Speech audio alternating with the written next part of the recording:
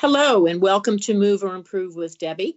I'm Debbie Miller, and if you've been listening to my podcasts, you know that I've been selling real estate for many years. And I always listen carefully to what sellers say when they want me to list their home, and then I give them the facts, and that may or may not surprise them, and they may try to contradict me, but facts are facts. So today I'm going to talk to you about I'm going to just tell the truth about some of the top falsehoods that people have about real estate. And you're welcome to email me at moveorimprovewithdebbie@gmail.com if you disagree. But I can tell you, after having done this for over 20 years, I've heard a lot of different myths. And the first one that I have heard and I hear repeatedly is all realtors are the same. No, they're not. The general process of selling a home is similar. Depending on the condition, no two agents are the same, nor is their approach to selling your home going to be the same. Yes, they will research the area's recent comparable property sales to determine what your home should be listed for, but after that, the plan they present to you will differ. For example, if you're not going to fix up your house very much, you can't expect to get the same price as the house up the street that redid the kitchen and the baths. And excellent realtors are really problem solvers, and others just do the bare bones minimum to earn their commission. Better agents are more resourceful and responsive and creative in getting you to your goal. Some agents will take photos of the property using your iPhone. They don't even bother to hire a professional photographer. The better ones will hire the professional photographer, and they'll prepare a video, a slick marketing campaign. They'll figure out who your target audience of buyers is for your property and reach that audience. So when you're interviewing, you want to ask for a list of tasks that your realtor will perform for you during the transaction. That includes the transaction management, the marketing strategy. What approach are they going to take to market your home? And then what needs to be done by you to get it ready? Will they be available to answer questions during the process? How often will they contact you to give you an update? And how will they be contacting you? Will they be calling you on the phone? Will they be emailing? Will they be texting? Will they provide you with a list of tasks that you must complete during the transaction? How will they help you prepare the property for sale? Do they maintain a list of trusted contractors to do any work to prepare the home? Are they a team? In other words, do they have a team leader who is the person whose face is on all the advertising? And then behind that team leader are all the people who make the transaction happen. Now, if you choose a team, you will be passed along as your transaction progresses through a line of people who are working for that team, so that you won't have the same person answering the phone throughout, talking to you throughout. Whereas if you hire an individual, that person is the one who will answer the phone and guide you through the process throughout. Teams tend to sell huge numbers of houses in any given year's time, and you're more of a commodity, a file on their desk. They can't give as much personal attention as an individual would, just because of the sheer volume that they do. Another misconception is that the realtor keeps all the commission. Well, you need to understand that the agent's brokerage firm is contracting with you to sell your property, and the agent that you're working with is going to be your designated person or representative. The realtor is the designated person representing you and your interests. And once the deal is done, then the brokerage pays the realtor after at settlement. So regardless of the commission amount, the brokerage keeps a portion to run their company and provides resources to help the agent run their business. The amount the agent gets as a result has to be carved up. They have to pay their taxes and Social Security, their hourly rate, the gasoline, car maintenance. They have to pay for any marketing materials that the brokerage doesn't cover, and any staff they may have to process the paperwork behind the scenes. So they don't always make the entire commission. The third thing is that people think that they can make more money if they sell it themselves. And I love this one. If houses were that easy to sell, it might be a good idea, but they're not always easy. And if you don't know all the tricks of the trade, you can get yourself into a mess. Buyers who look at for FSBOs, we call them for sale by owner, FSBO, expect a lower bargain price because you are not paying both sides of the commission. FSBOs will often price the property to match the price of one near theirs that sold with a realtor. They forgot to subtract out the commission that they won't have to pay if they had a realtor to represent them. And rarely do FSBOs understand how to target the best buyer for their home. They think everyone's going to love the home just as much as they have. And they don't know what questions to ask the potential buyer's lender. So let's say a buyer comes through an open house and they say, oh yeah, I really want to write an offer, and you get all excited. Do you know what questions to ask the buyer's lender to confirm that they truly are qualified? Rarely, homeowners don't know how to negotiate home inspection items that arise. They don't know how to do a pre-listing home inspection. They don't know what items to fix and what are not necessary to fix. And rarely does the homeowner accept that the buyer's agent represents the buyer.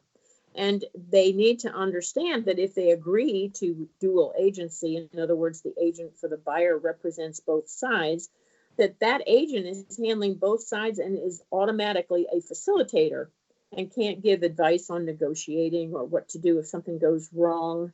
If you have dual agency in your state, then you need to be careful about this, because you don't want to give away information to that agent that could be used against you in negotiations.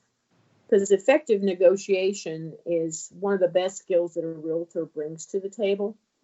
And what if the deal falls through? How do you follow up with agents who show the property? What questions do you ask them? And if you have an open house, how do you know the people coming through aren't there to look around and steal things? The fourth misconception is the idea that you should price it high to allow room for negotiation. This is very common as a falsehood in real estate. Sellers want to price it high, thinking they can keep from selling too low. Well, I'll let you in on a secret. If a home is priced competitively from the start, the seller gets the most attention and the most traffic. And of course, that leads to an offer or more than one offer. Sellers may say that, well, a buyer can make an offer, even though it's overpriced, but most of the time, buyers aren't even looking at your home, much less making an offer. I mean, buyers aren't stupid. They've been looking at houses in your price range that you insist on getting, and they've looked at the condition of those properties, and yours doesn't compare. So think about it this way. If you attend an auction, you wouldn't put a bid in on an item that you think is priced too high, would you? No, and that's why the auctioneer starts lower and lets the audience bid it up, and then the best price wins. A fifth misconception or myth: open houses sell houses. You have to ask when you interview, why does that agent want to hold an open house? Well, the real answer is so they can get potential buyers for other properties. Often the realtor will overprice a property so it stays on the market longer, so they can get leads from potential buyers and show them other properties instead of yours. A lot of people who stop by an open house are tire kickers or nosy neighbors, or people who really don't have the money to buy. They just like to look.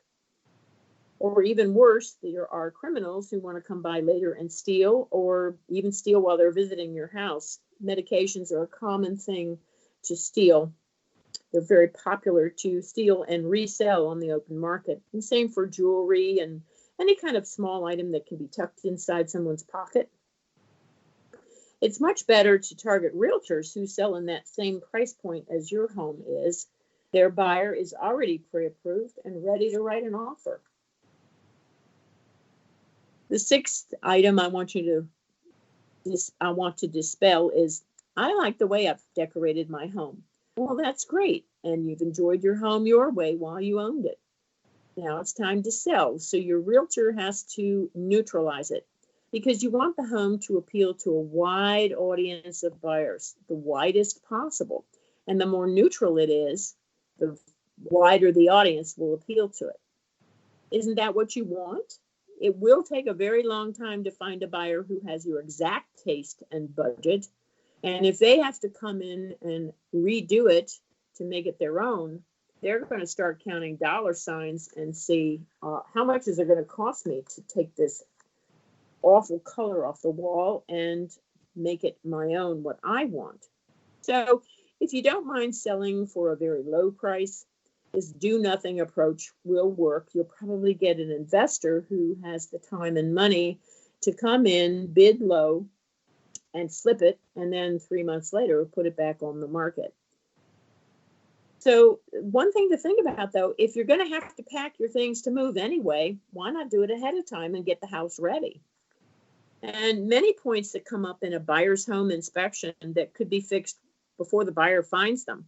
And if the buyer finds them, they all may demand that they be fixed, or they want you to credit them money at settlement to help them fix the problem. Whereas if you do a pre-listing inspection and find the issues, a good realtor will be able to advise you on what you do and don't need to do. One of the biggest misconceptions is this one. The first offer was good, so maybe the next one will be better. Well, let me tell you, a lot of times the first offer is the best offer, and sometimes it's the only offer. I've had situations where that's the only offer that came in on the property. I had one several years ago where the son was selling his mother's condo to move her into a retirement community and got a really good offer. It was not full list price because the market was tough in that area.